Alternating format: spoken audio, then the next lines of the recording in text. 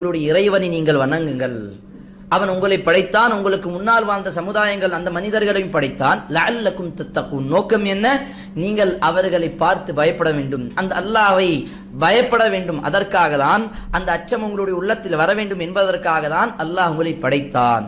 அதற்கு பிறகு அல்லாஹ் சுப்ஹானஹு வ தஆலா இறைவன் தன்னுடைய படைப்புகளை பற்றி சொல்லுகின்றான். அவன் எப்படிப்பட்டவன் தெரியுமா? அல்லதி ஜஅல லக்குமுல் அர்த ஃபிராஷா, அவன்தான் இந்த பூமியை ஃபிராஷன், படுக்கக்கூடிய ஒரு இடமாக, படுக்கக்கூடிய ஒரு இடம் என்று சொன்னால் அதில் நடக்கக்கூடிய ஒரு பிளேனாக இருக்கக்கூடிய, இது இந்த பூமி ரவுண்டா இருக்குதா, முட்டை ஷேப்ல இருக்குதா, அதெல்லாம் வேறொரு வசனத்தில் பார்ப்போம்.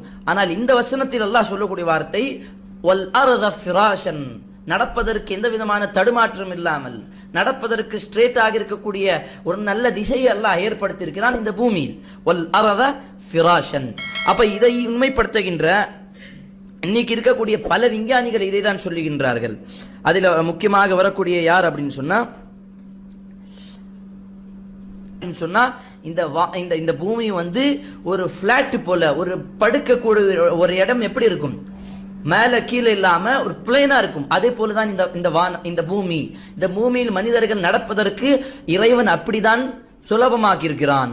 வல் அர்த ஃபிராஷன் வஸ் ஸமாஅ பினாஅன், இந்த வானத்தை ஒரு ரூஃப், வானத்தை ஒரு மேல இருக்கக்கூடிய சீலிங் சொல்லுவோம் இல்லையா, நம்மளுடைய வீட்டுக்கு மேல சீலிங் போடுவோம். எதற்காக போடுவோம்?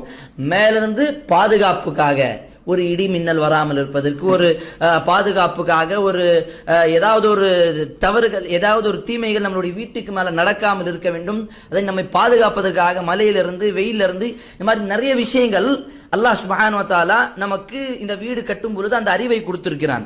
அப்ப வீடு கட்டும் பொழுது அந்த ரூஃப் இருக்கும், அப்படிதானே?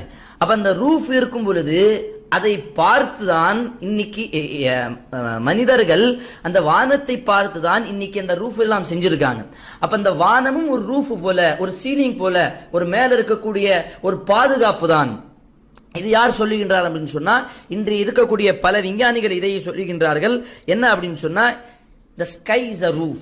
ஸ்கை அப்படின்னு சொன்னா இந்த வானம் வந்து ஒரு பாதுகாப்புக்காக தான். அதனால தான் பல தியரிகள் நமக்கு என்ன சொல்லுகிறது அப்படின்னு சொன்னா, இந்த வானத்துக்கு மேல் ஒரு ஒரு சின்ன ஒரு ஊசி கூட போட்டா அப்படின்னு சொன்னா அதை வரக்கூடிய ஸ்பீடு வந்து அதிகமாயிடும். அந்த ஊசி கூட அந்த வானத்துக்கு மேல வந்துருச்சு அப்படின்னு சொன்னா கீழே போடும் பொழுது இந்த கிராவிட்டி ஃபோர்ஸ்ல வேகம் அதிகமாயிடும்.